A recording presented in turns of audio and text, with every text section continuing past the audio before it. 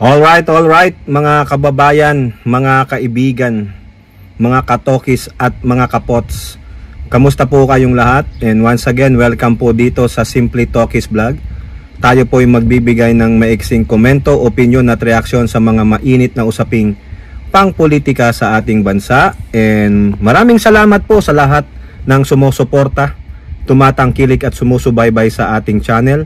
May God bless us all, may God bless our country, and may God bless and protect the Marcos administration from the forces of Kampo ng Kadiliman and their minions. So, pasensya na kayo, sobrang liwanag natin, no?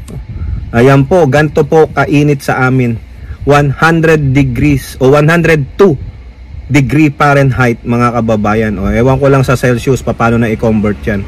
Wala pang official summer, 2 weeks pa. Nako, pagdating ng official summer, baka madagdagan pa ito ng mga 10 digits o 10 degrees, sorry naman, baka mag 115, 120 kami dito. Talagang hindi ka na pwedeng lumabas ng bahay, kaya gagayahin ko na lang po si Miss Kim Chiu, bawal lumabas. So anong pag-uusapan natin, mga kababayan? Si Butandeng Hari Akla Rocky. Oy Rocky, si Rocky nasa the frog na po ngayon siya, no? Sabi niya dun sa isang post niya na video, at last, nasa the frog na rin ako. Feeling niya, palaka po siya.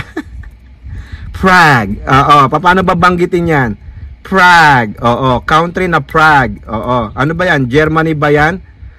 Czechoslovakia. Nako. Czechoslovakia, huwag niyong papasukin dyan si Rocky. Bakit pa siya nakakagala dyan? May ano pa siya, meron pa siyang passport. Di ba may Schengen visa siya? Sabi niya sa post niya, at last, at the Prague. Ano pala yan? Czechoslovakia. Ayun, sabi, capital of Czech Republic. Oy, talaga naman, pa nation hopping. Ang daming pera, mga kababayan. Pera ba yan ng Pogo, Roque? Ay, nako, antayin mong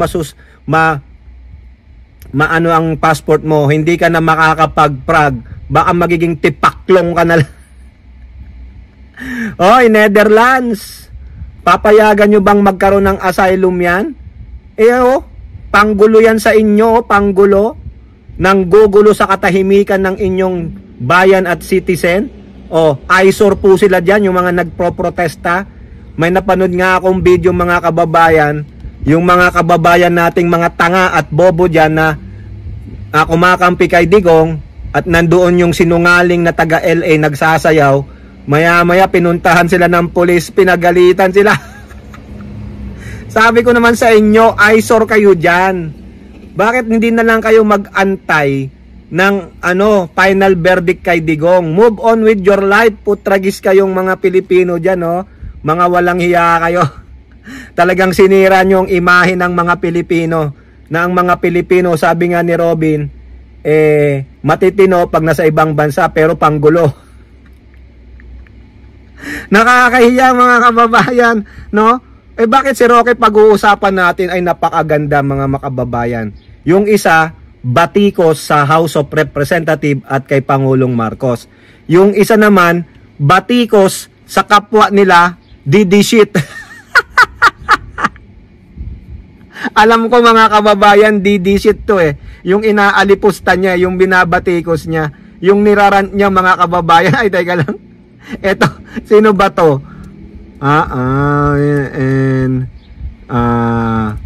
And tourism. Ayan.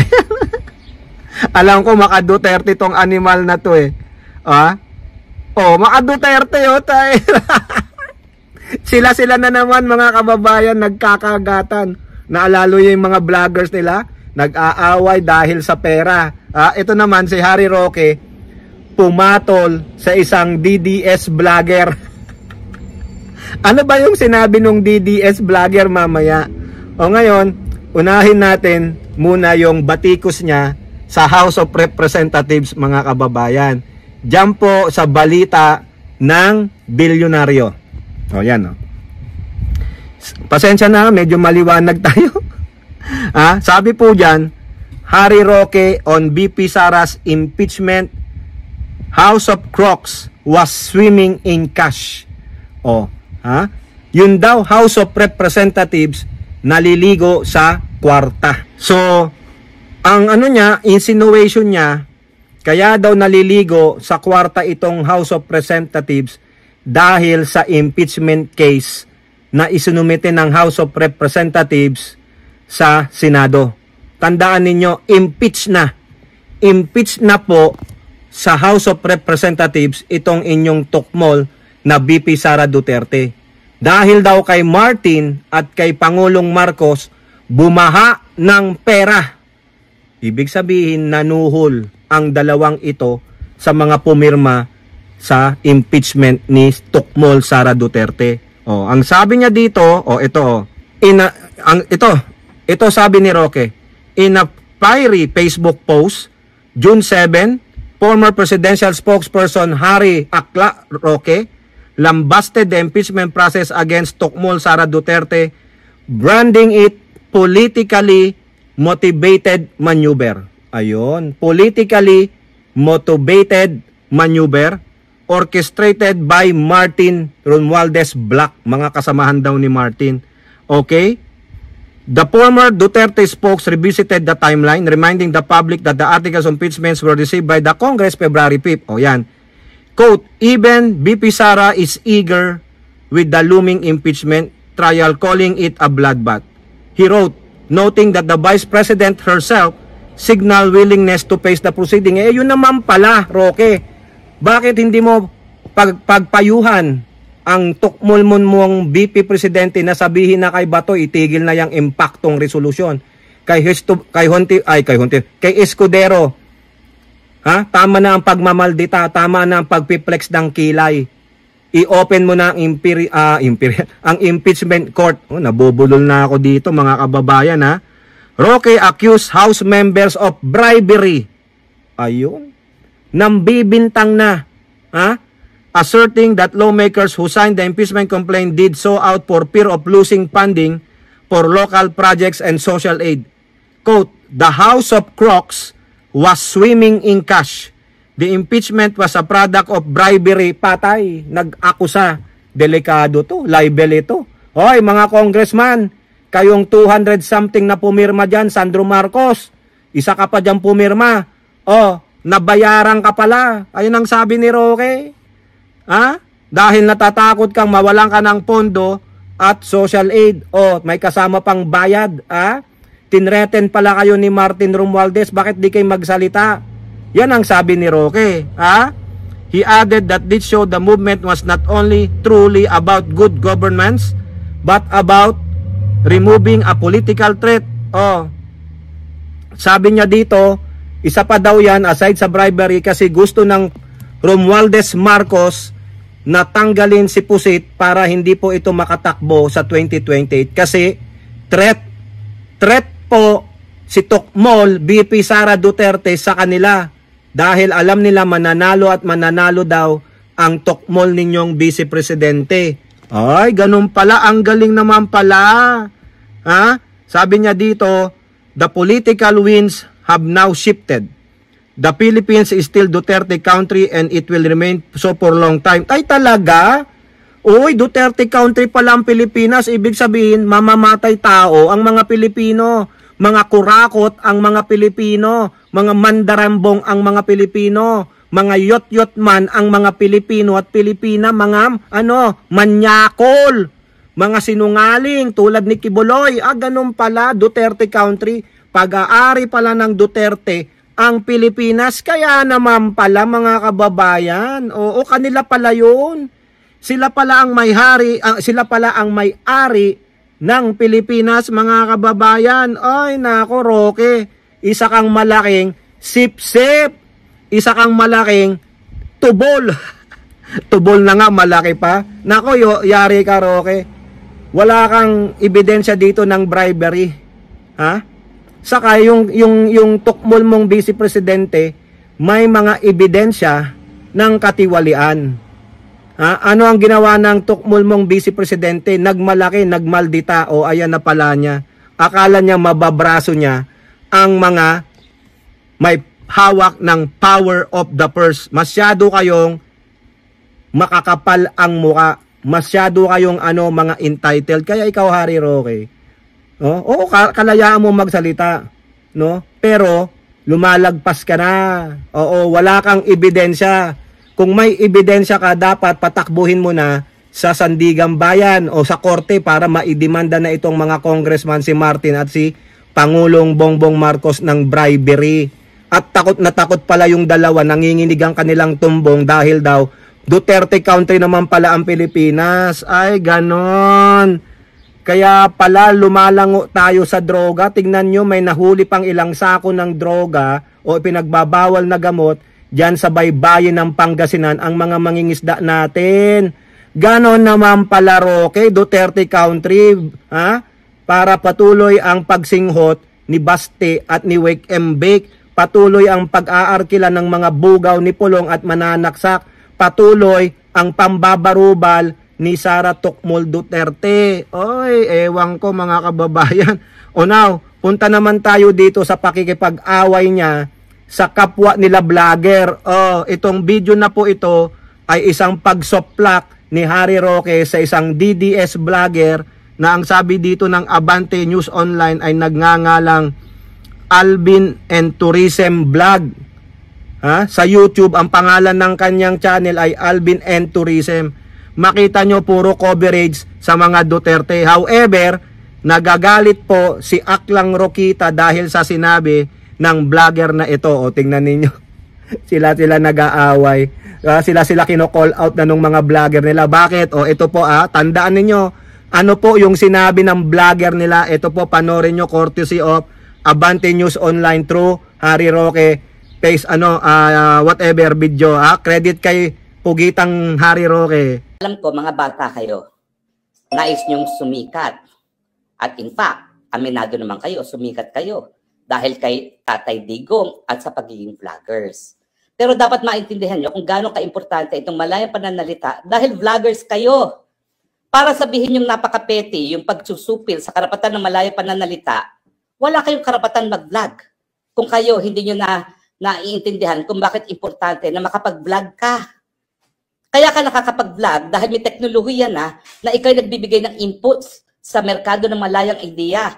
At sa pamamagitan lamang na pagkakaroon ng malayang merkado ng idea, tayo makakahanap ng solusyon sa ating mga problema.